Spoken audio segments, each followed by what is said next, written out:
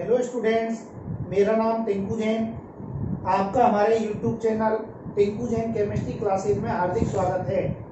Last video ठोस अवस्था वाले चैप्टर की लेके आए थे। उसमें एकक कोशिका की विमा संबंधी गणनाएं या एकक कोशिका का घनत्व डी जो डेंसिटी होती है वो अपन ने सूत्र के माध्यम से ज्ञात की थी। डी बराबर जेड एम बटे ए क्यूब इंटू एन ए। उसके ऊपर आपको न्यूमेरिकल्स भी बताए थे। या तो परमाणुीय द्रव्यमान या मोलर द्रव्यमान पूछता है या फिर एकक कोशिका का घनत्व पूछता है। उसी क्रम में आज आगे पढ़ेंगे। ये जो ठोस होते हैं इनमें पाए जाने वाली अपूर्णताएं या त्रुटियां या दोष यानी डिफेक्ट्स इन सॉलिड। ठोसों में कौन कौन से डिफेक्ट्स, कौन कौन सी त्रुटियां, कौन कौन सी अपूर्णताएं पाई जाती हैं। तो आज का टॉपिक रहेगा ठोसों में अपूर्णता।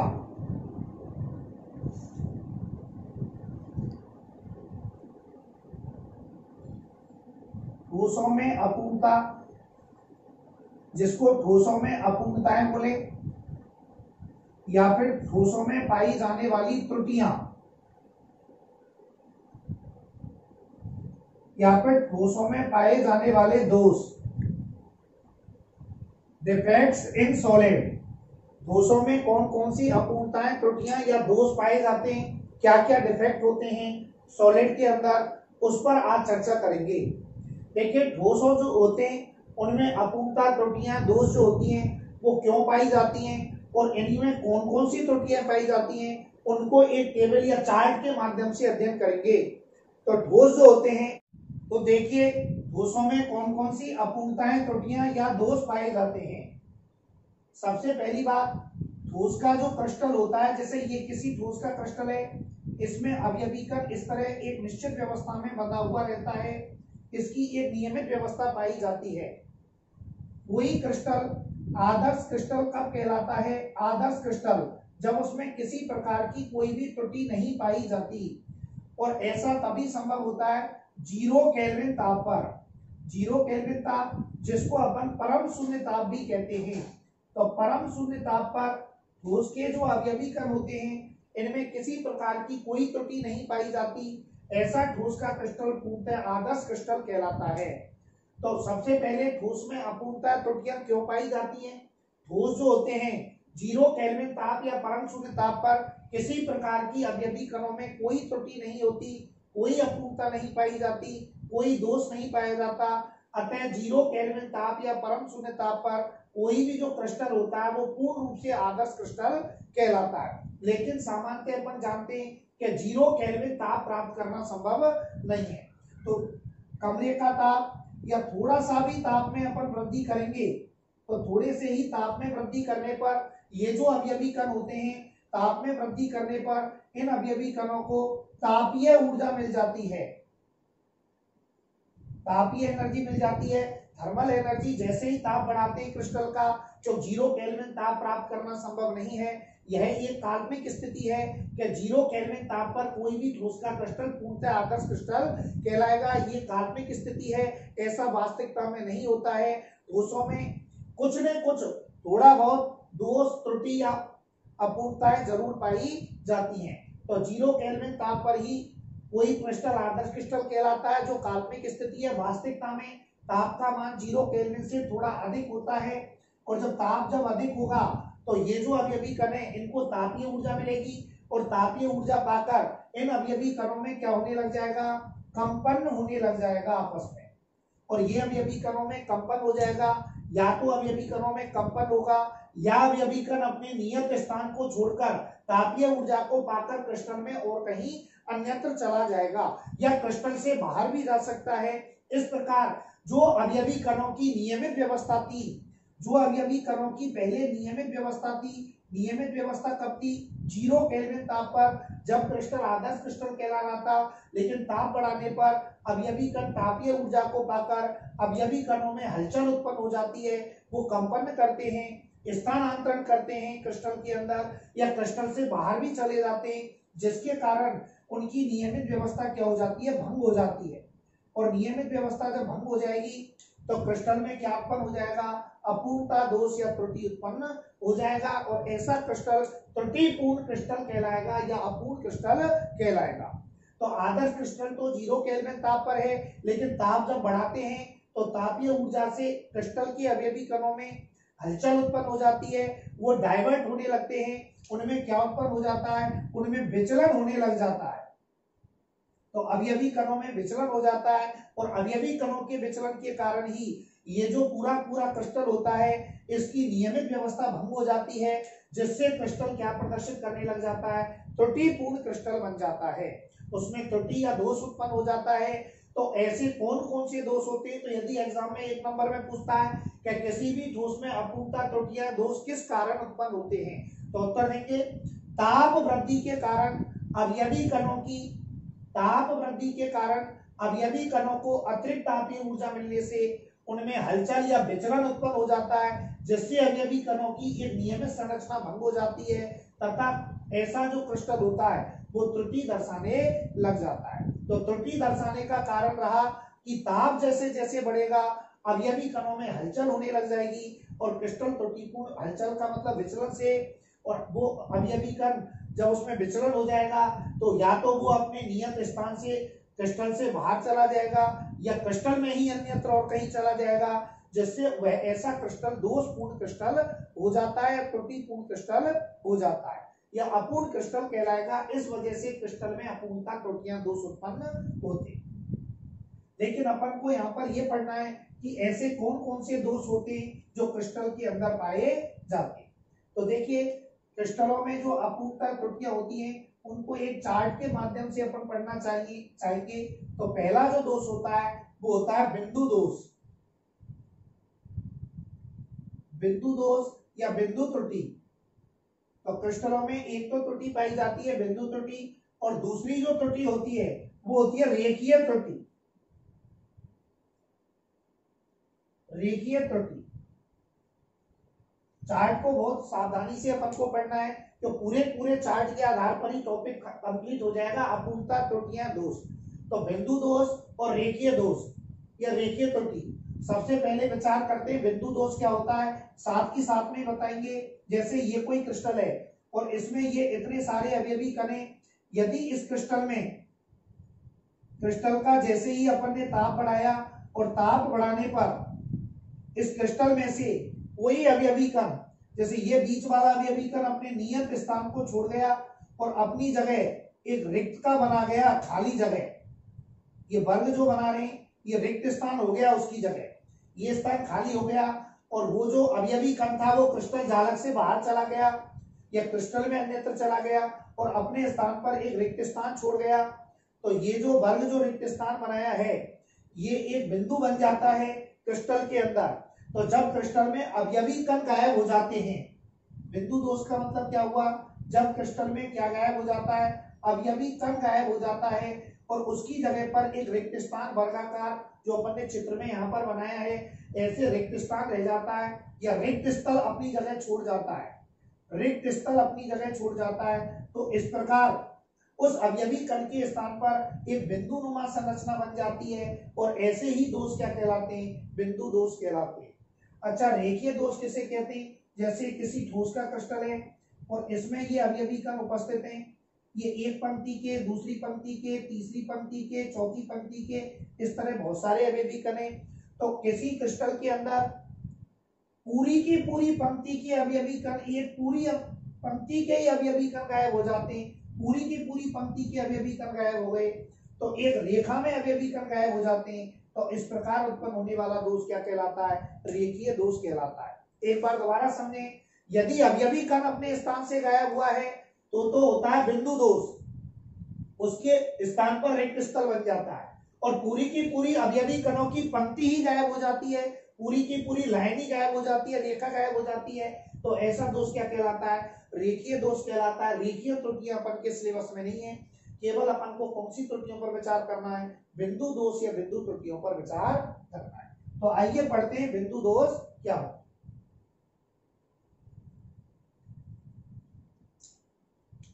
तो बिंदु दोषों में कोई एक अवयवी कण गायब होता है। अब देखिए बिंदु दोष जो होते हैं ये भी आगे 3 प्रकार के होते हैं। इसमें टेबल ही महत्वपूर्ण है। इसमें अपन को ध्यान रखना है कौन सा दोष किसके अंदर आता है।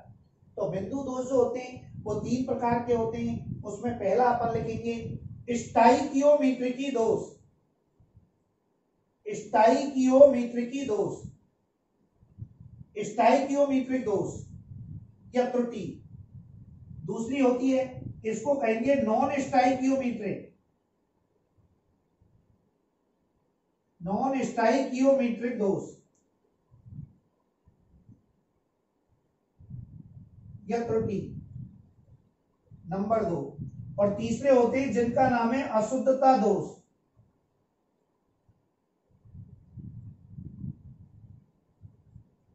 अशुद्धता दोष। तो बिंदु दोष आगे 3 प्रकार के होते हैं, स्टाइकियोमीट्रिक दोष, नॉन स्टाइकियोमीट्रिक दोष और अशुद्धता दोष। ये जो स्टाइकियोमीट्रिक दोष होते हैं इनको 4 पैटर्न से पढ़ा जाता है। स्टाइकियोमीट्रिक दोष जो होते हैं उनको 4 पैटर्न से पढ़ा जाता है। उसमें नंबर 1 होता है रिक्त का दोष,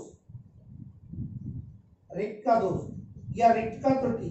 दूसरी होती है अंतराकाशी दोष, अंतराकाशी दोष जिसको अपन कहते हैं अंतराकाशी त्रुटि।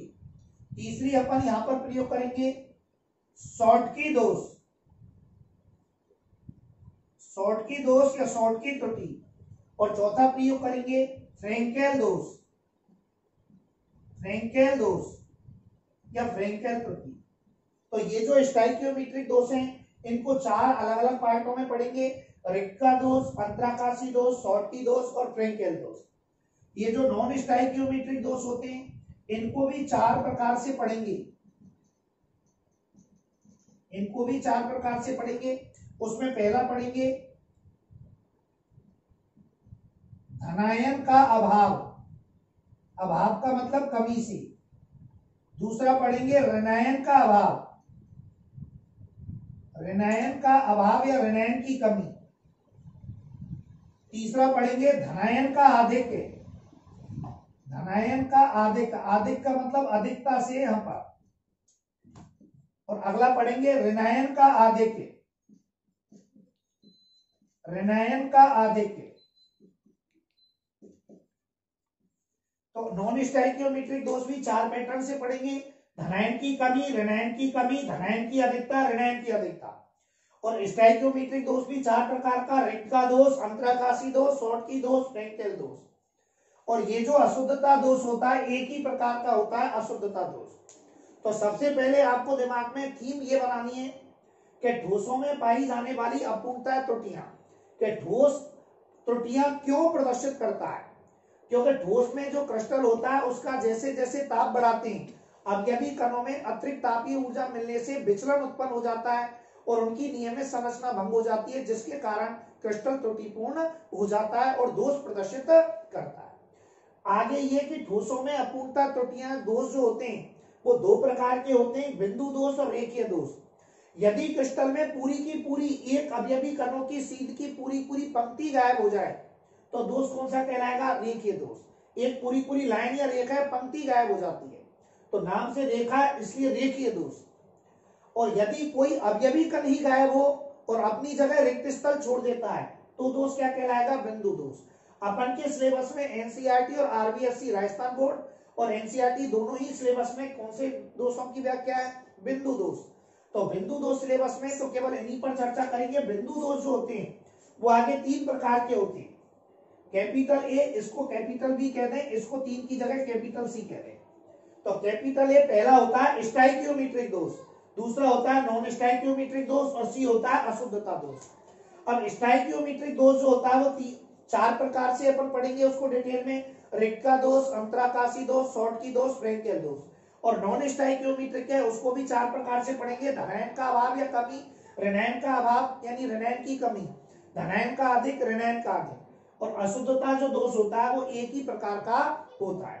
तो इस तरह ये एक टेबल है और इस टेबल, ये जो पूरी पूरी टेबल है ये स्टाइकियोमीट्रिक, ये जो बिंदु दोष होते हैं उनका एक प्रकार होते हैं। तो आप पहले एक बार इस टेबल की स्क्रीनशॉट ले सकते हो और टेबल में कौन सी त्रुटि किसके अंदर आती है वो आपको ध्यान रखना है। स्टाइकियोमीट्रिक में ये 4 आती है, नॉन स्टाइकियोमीट्रिक में ये 4 आती है। अब अपन एक एक की डिटेल में व्याख्या पढ़ेंगे।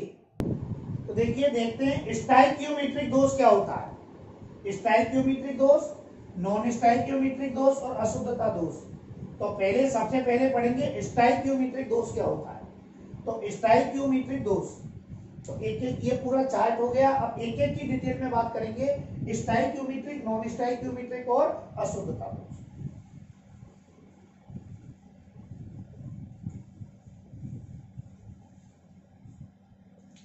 तो सबसे पहले बात करते हैं कैपिटल ए स्टाइकियोमेट्रिक दोष।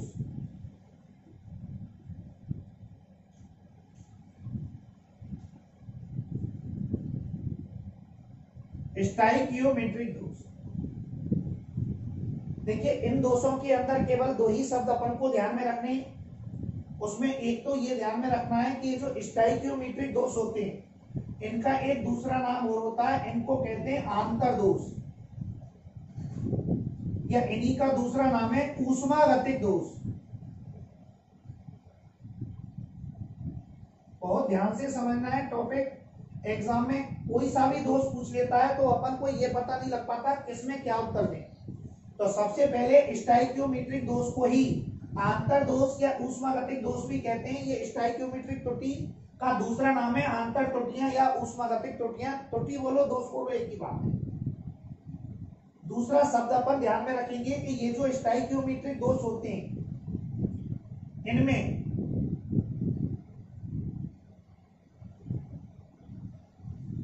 क्रिस्टल की स्टाइकियोमेट्रिक बनी रहती है,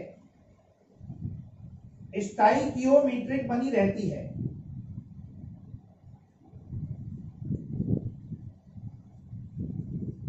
देखिए स्टाइकियोमेट्रिक क्या होती है, स्टाइकियोमेट्रिक क्या बनी रहती है। स्टाइकियोमेट्रिक कहते हैं रस समीकरण मिति है, 11th में दिया हुआ है रस समीकरण मिति। स्टाइकियोमेट्री की क्या होती है कि त्रुटि से पहले और त्रुटि के बाद 11th में नियम दिया हुआ है स्थिर अनुपात। जब अपन 11th क्लास में केमिस्ट्री का पहला चैप्टर पढ़ते हैं तो वहां पर विभिन्न नियम दिए हुए हैं। तो वहां पर एक नियम आता है द्रव्यमान संरक्षण का नियम, और एक आता है स्थिर अनुपात का नियम, एक गुणित अनुपात का नियम, आवोगाद्रो नियम। तो स्थिर अनुपात का एक नियम आता है। तो स्थिर अनुपात के नियम का पालन होता है। ऐसी त्रुटियां जिनमें स्थिर अनुपात के नियम का पालन होता है, जो 11th में दिया हुआ है, या स्थिर अनुपात के नियम के पालन को क्या कहते हैं कि क्रिस्टल की स्टाइकियोमेट्रिक बनी रहती है। त्रुटि होने के बाद भी क्रिस्टल की स्टाइकियोमेट्रिक में कोई परिवर्तन नहीं होता। ऐसी त्रुटियां स्टाइकियोमेट्रिक, और हिंदी में बोले तो रस समीकरण मितीय त्रुटि कहलाती हैं। तो इनको रस समीकरण मितीय त्रुटि, आंतर दोष, ऊष्मागतिक दोष, तीन नामों से और भी जाना जाता है। तो इसमें क्या लिखेंगे, ये तीन लाइन, स्टाइकियोमेट्रिक त्रुटि, आंतर दोष, ऊष्मागतिक दोष या रस समीकरण मितीय दोष कहलाते हैं। वे त्रुटियां जिनमें क्रिस्टल की स्टाइकियोमेट्रिक बनी रहती है या स्थिर अनुपात के नियम का पालन होता हो, कौन सी त्रुटि कहलाती है, स्टाइकियोमेट्रिक त्रुटि कहलाती है। अब स्थिर अनुपात का नियम क्या होता है वो 11th में अपन पहले चैप्टर में केमिस्ट्री में डिस्कस कर चुके, इसलिए यहाँ पर इसमें डिटेल में नहीं जाएंगे क्योंकि अपन को मेन टॉपिक पढ़ना है स्टाइकियोमेट्रिक त्रुटि।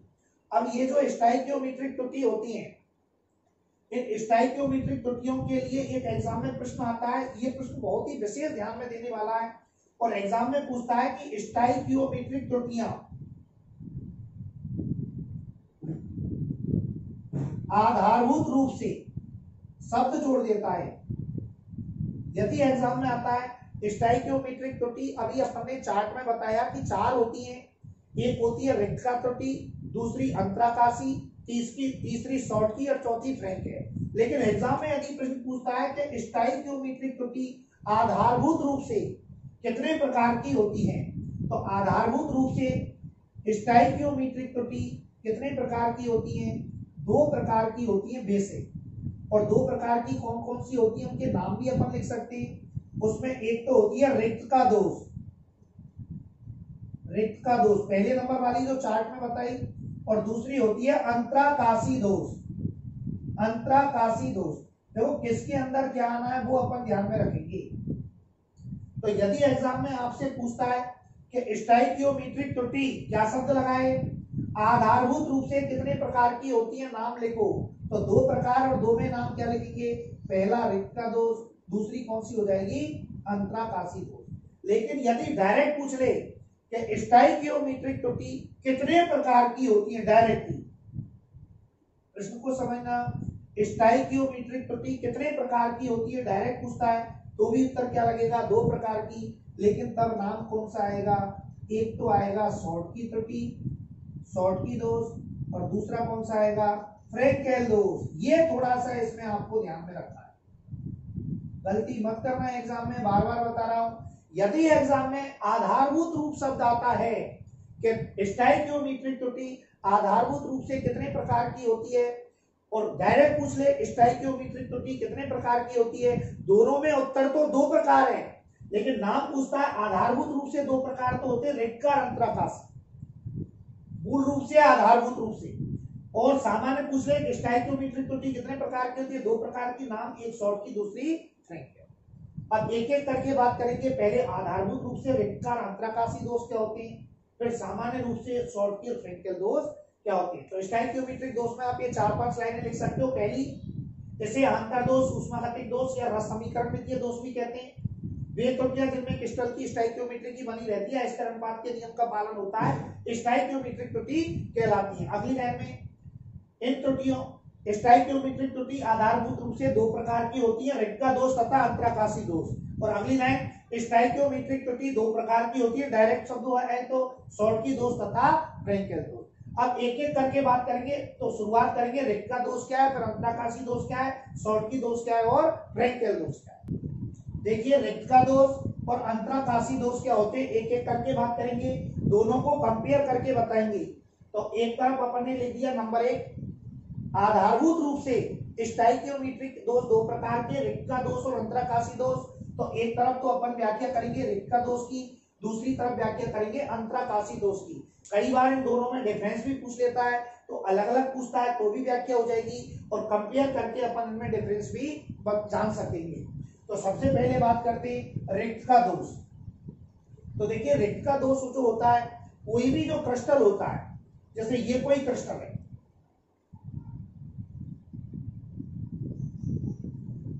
ये पूरा ठोस रूप में, और इस क्रिस्टल में ये अवयवी कण एक दूसरे से इस तरह जुड़े हुए हैं, समान आकार के सभी अवयवी कण। बहुत छोटा सा क्रिस्टल बनाया है मैंने,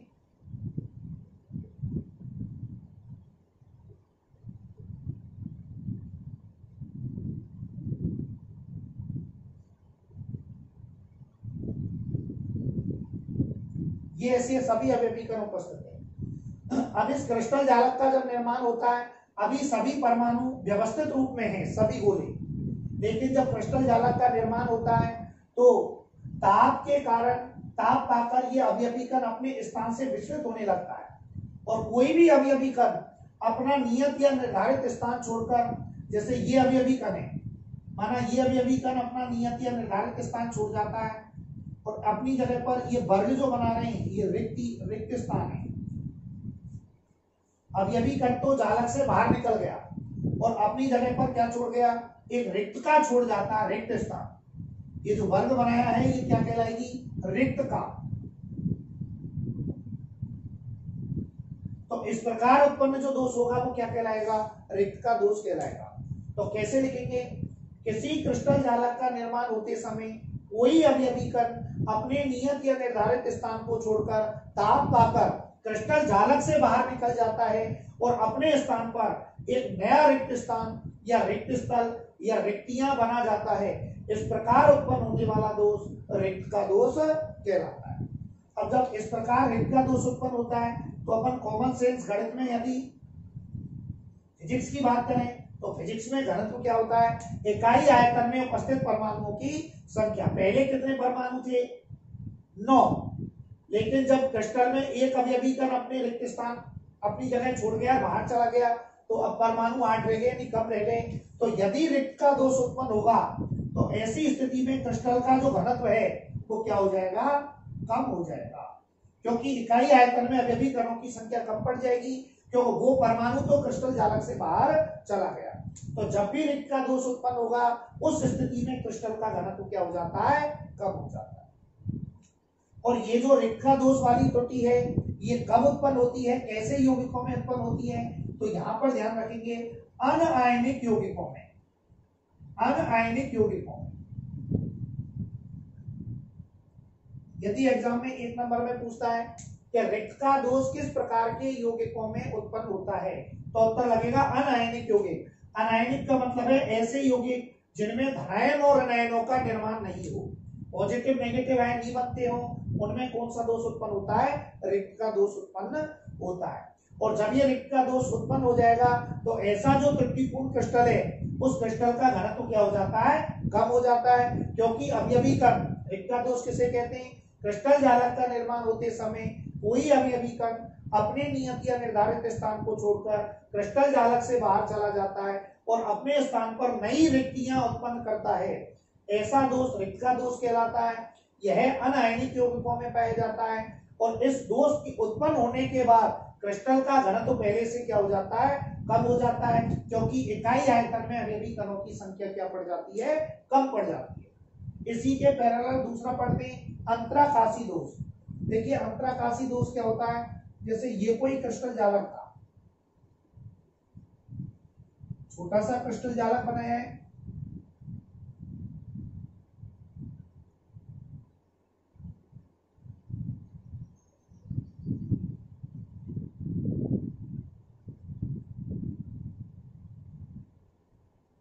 ये माना आपने कोई क्रिस्टल जालक बना दिया।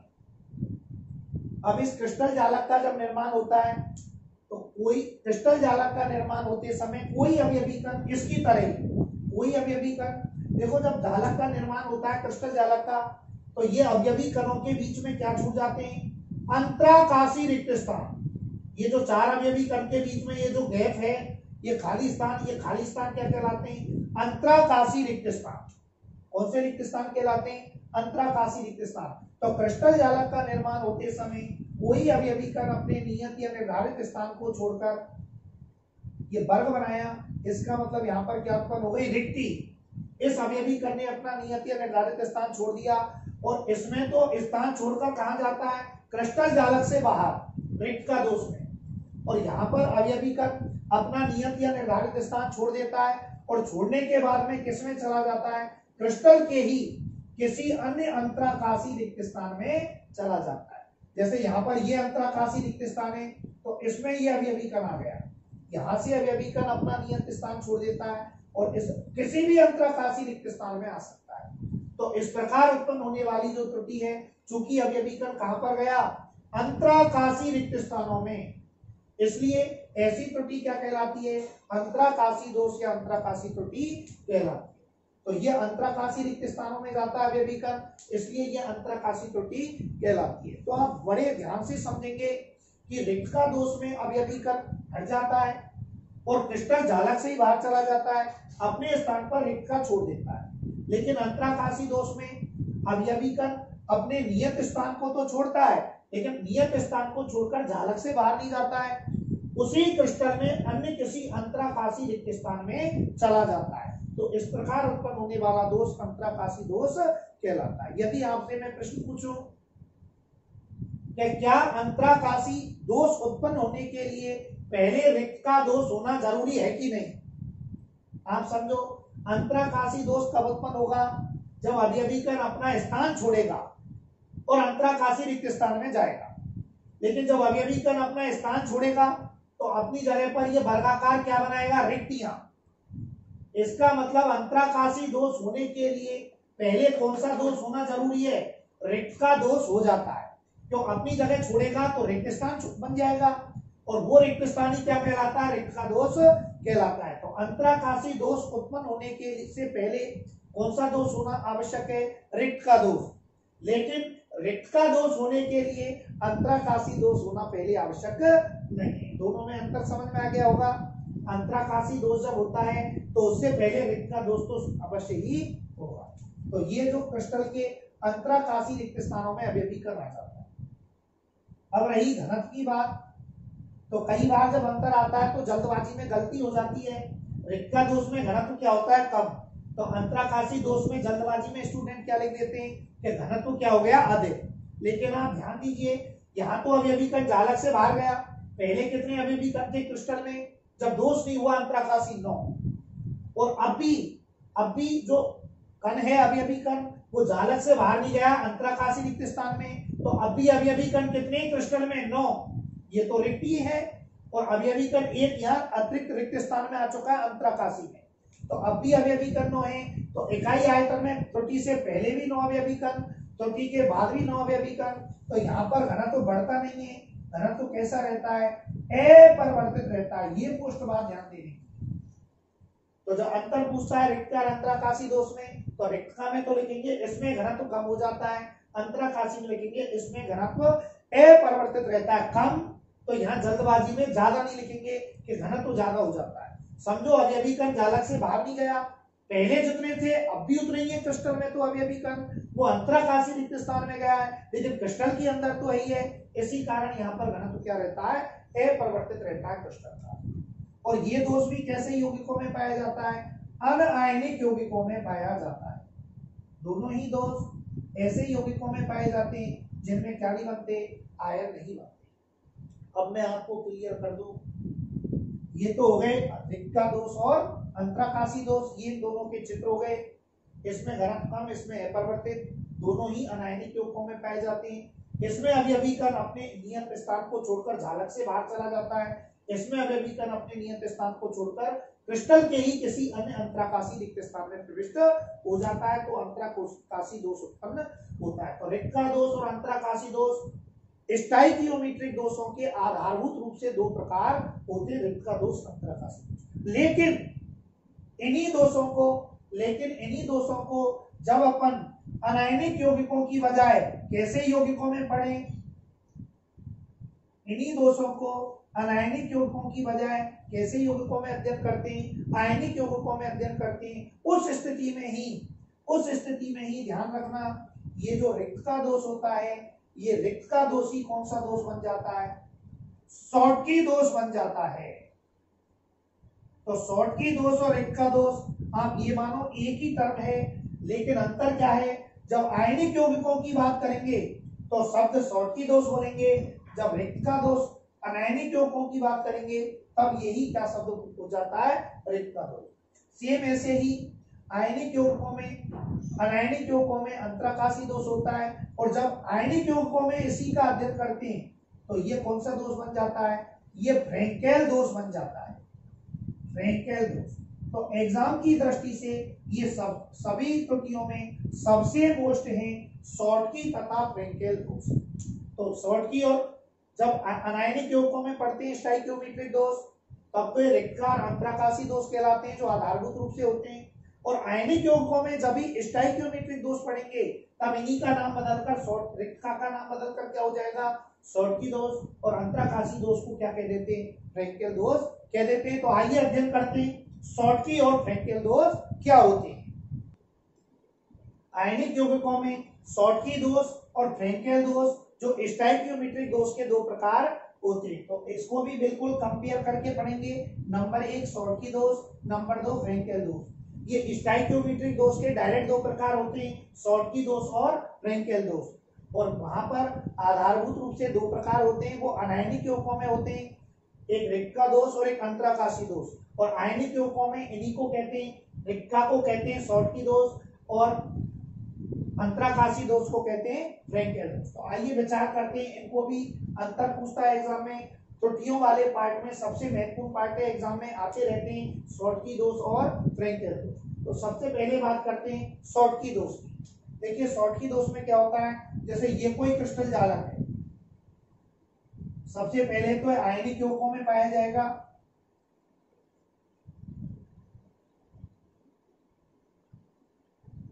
ये माना कोई क्रिस्टल जालक है,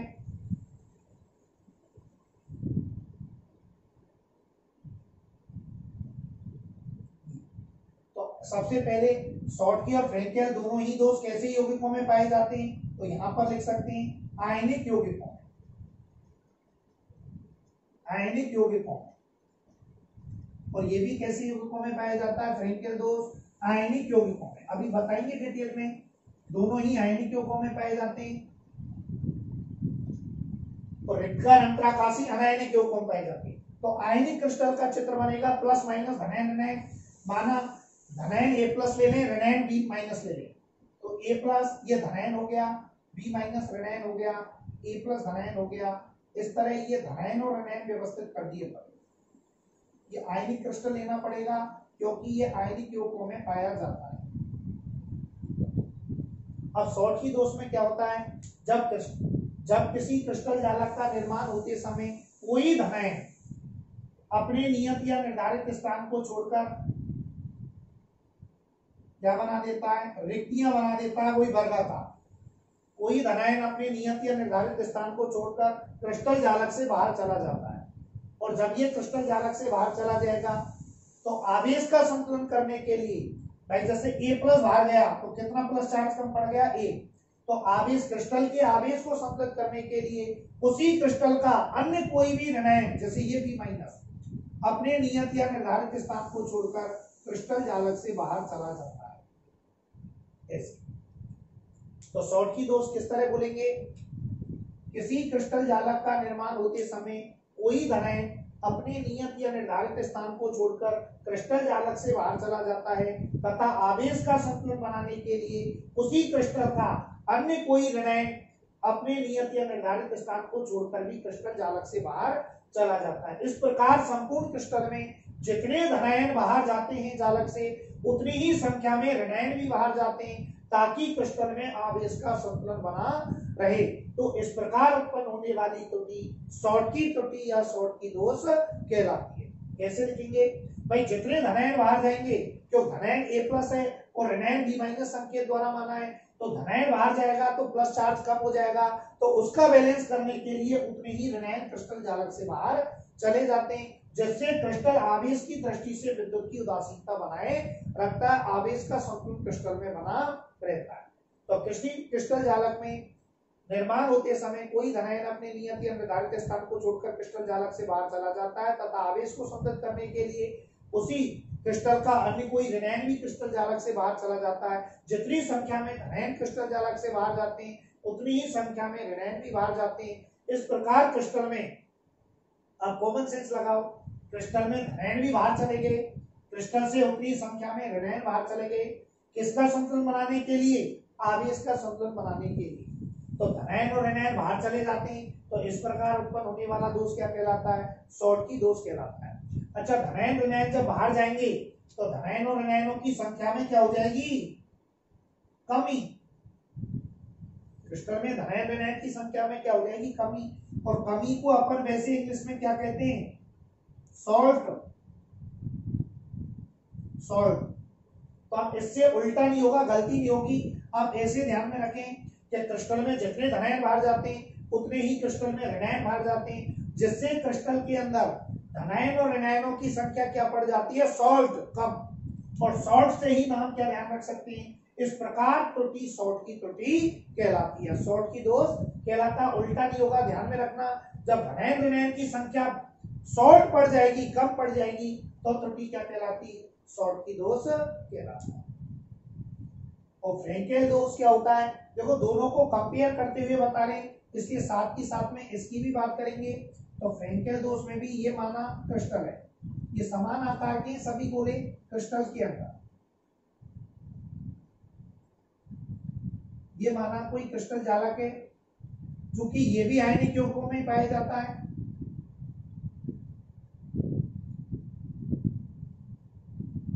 तो आयनिक यौगिक तो वही उसी तरह यूज करेंगे, ये ए प्लस, ये बी माइनस, ये ए प्लस, इस तरह ये आयन अपन ने बनाते।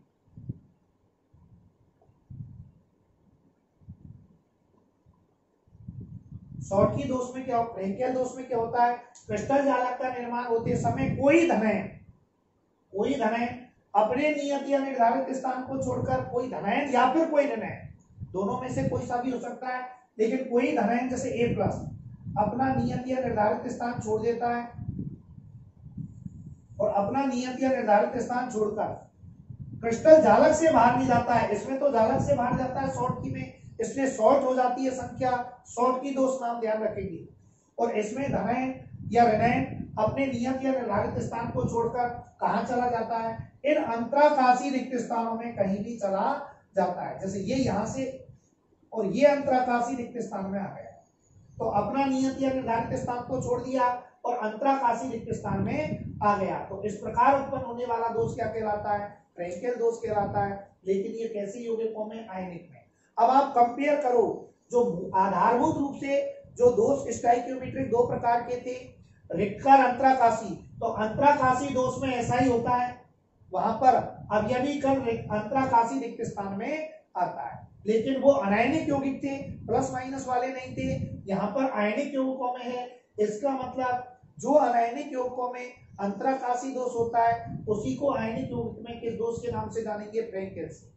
और अंतराकाश वो जो अनायनिक यौगिकों में जो रिक्त का दोष होता है, इसमें रिक्त स्थान रह जाते हैं, जालक से ही बाहर जाता है, और रिक्त का दोष में भी बाहर जाता है। तो अनायनिक यौगिकों में जो रिक्त का दोष है वो आयनिक यौगिकों में किस नाम से जाना जाता है? शॉर्टकी दोष के नाम से जाना जाता है। तो दोनों में अंतर समझ में आ गया। इसमें जितने धनायन बाहर जाएंगे उतने ही ऋणायन बाहर जाएंगे, जिससे क्रिस्टल में आवेश का संतुलन बना रहेगा। धनायन ऋणायन की संख्या शॉर्ट हो जाती है, कम हो जाती है, अतः दोष कौन सा? शॉर्ट की दोष। यहाँ पर क्रिस्टल जालक का निर्माण होते समय कोई धनायन अथवा कोई ऋणायन अपने नियत या निर्धारित स्थान को छोड़कर क्रिस्टल जालक से बाहर नहीं जाता, बल्कि क्रिस्टल के ही किसी अंतराकाशी रिक्त स्थान में प्रविष्ट हो जाता है। तो इस प्रकार उत्पन्न होने वाला दोष फ्रेंकेल दोष कहलाता है। लेकिन यदि और भी आपसे डीपली पूछ ले कि आयनिक यौगिकों में रासायनिक यौगिकों में दोनों दोष पाए जाते हैं, लेकिन यदि और भी पूछ ले कि ये कैसे आयनिक यौगिकों में, ये कैसे आयनिक यौगिकों में पाया जाता है, तो जिनमें आयनिक गुण ज्यादा होते हैं, ऐसे यौगिक जिनमें आयनिक लक्षण ज्यादा होते हैं, उनमें तो कौन सा पाया जाता है? शॉर्टकी दोष। और ऐसे यौगिक जिनमें आयनिक लक्षण कैसे होते हैं? कम होते हैं। आयनिक गुण जिनमें कम होते हैं, तो ये तो दोनों ही आयनिक यौगिकों में शॉर्टकी और फ्रेंकेल। एक जिनमें आयनिक यौगिक कंपेरिजन करें थोड़े कम पाए जाते हैं, वो फ्रेंकेल दोष में आते हैं। जिनमें आयनिक गुण थोड़े ज्यादा पाए जाते हैं, वो शॉर्टकी दोष के अंदर पाए जाते हैं। अब देखिए, ये जो शॉर्टकी दोष होता है, इसमें धनायन ऋणायन बाहर चले गए, तो सेम वही रिक्त का दोष की तरह इसमें क्रिस्टल का घनत्व क्या हो जाएगा? कम हो जाएगा, क्योंकि इकाई आयतन में वेवी कणों की संख्या, आयनों की संख्या कम पड़ जाती है। और इसमें यहाँ अंतराकाशी रिक्त स्थान में आ गया है, तो है तो उसी में, तो जितनी संख्या में पहले थे त्रुटि के बाद भी आयन उतनी संख्या में, तो अंतराकाशी दोष की तरह इसमें घनत्व क्या हो जाएगा? अपरिवर्तित रहेगा, अपरिवर्तित। तो अंतर पूछे कि शॉर्टकी और फ्रेंकेल दोष में क्या अंतर है, तो यह ज्यादा आयनिक गुण वाले यौगिकों में पाया जाता है, यह कम आयनिक यौगिक गुण धर्म वालों में पाया जाता है। इसमें शॉर्टकी दोष में घनत्व कम होता है, फ्रेंकेल दोष में घनत्व कैसा रहता है? अधिक नहीं, अपरिवर्तित रहता है, बदलता नहीं है। इसके अलावा एक अंतर ये भी होता है कि शॉर्टकी दोष जो होता है, जैसे NaCl है, इसमें Na+ होता है, Cl-, तो शॉर्टकी दोष उन धनायन और उन आयनिक यौगिकों में पाया जाता है जिनमें धनायन व ऋणायन का आकार लगभग समान सा रहता है, ज्यादा अंतर नहीं रहता आकार। तो उन धनायन जिनमें धनायन और ऋणायनों का आकार लगभग क्या होता है? समान। और जब धनायन और ऋणायनों के आकार में ज्यादा अंतर होता है, धनायन व ऋणायन के आकार में अधिक अंतर, आकार में अधिक अंतर होता है, तो कौन सा दोष पाया जाता है? फ्रेंकेल दोष पाया जाता है। देखिए, शॉर्टकी दोष कौन कौन से यौगिक दर्शाते हैं, तो कुछ महत्वपूर्ण यौगिक हैं जो डायरेक्ट अपन ध्यान में रखेंगे। तो उसमें तो NaCl, एक होता है KCl, एक होता है CSCl, और एक होता है RbCl, सॉरी RbCl नहीं, NaCl, KCl, CSCl और AgBr। ये चार बहुत ही इंपॉर्टेंट उदाहरण है। चारों ही यौगिक कौन से दोष दर्शाते हैं? इनके उदाहरण है, एग्जाम्पल शॉर्टकी दोष दर्शाने वाले क्रिस्टलों की। और फ्रेंकेल दोष कौन कौन से यौगिक दर्शाते हैं? तो उनमें पहला इंपॉर्टेंट उदाहरण ZnS, एक होता है AgCl, एक होता है AgBr और एक होता है AgI। तो ये जो उदाहरण है वो किसके होते हैं, फ्रैंकेल दोष के। तो फ्रैंकेल शॉर्ट की दोष कौन कौन से दर्शाते हैं, NaCl, KCl, CHCl, AgBr आदि। ये चारों उदाहरण डायरेक्ट ध्यान में रखने, एग्जाम में किसी को भी पर्टिकुलर नाम से पूछ सकता है कि इसमें कौन सा दोष पाया जाता है। और फ्रैंकेल दोष जो होता है वो ZNS, AgCl, AgBr, AgI आदि, ये चारों यौगिक कौन सा दोष दर्शाते हैं, फ्रैंकेल दोष दर्शाते हैं। लेकिन एक बार 12th बोर्ड में एक प्रश्न पूछा गया कि ऐसे यौगिक का नाम लिखो जो शॉर्टकी तथा फ्रैंकेल दोनों दोष दर्शाता है। तो आप उदाहरण से चेक कर सकते हो, AgBr शॉर्टकी दोष भी दर्शाता है और AgBr फ्रैंकेल दोष भी दर्शाता है। तो ये बहुत इंपॉर्टेंट है। तो आप अलग से स्टार लगा के अलग से लिख सकते हो कि ऐसा यौगिक जो शॉर्टकी तथा फ्रैंकेल दोनों दोष प्रदर्शित करता है, डैश करके उत्तर लिख लीजिए AgBr। AgBr ऐसा यौगिक है जो शॉर्टकी दोष भी दर्शाता है और फ्रैंकेल दोष भी दर्शाता है। तो ये शॉर्टकी दोष और फ्रैंकेल दोष के बारे में अभी और भी इसमें थोड़ा सा है, वो अपन अपनी नेक्स्ट वीडियो के अंदर पढ़ेंगे। प्यारे स्टूडेंट्स हो, यदि आपको हमारा वीडियो अच्छा लगा हो तो इसे लाइक करें, सब्सक्राइब करें, बेल आइकन को प्रेस करें। धन्यवाद।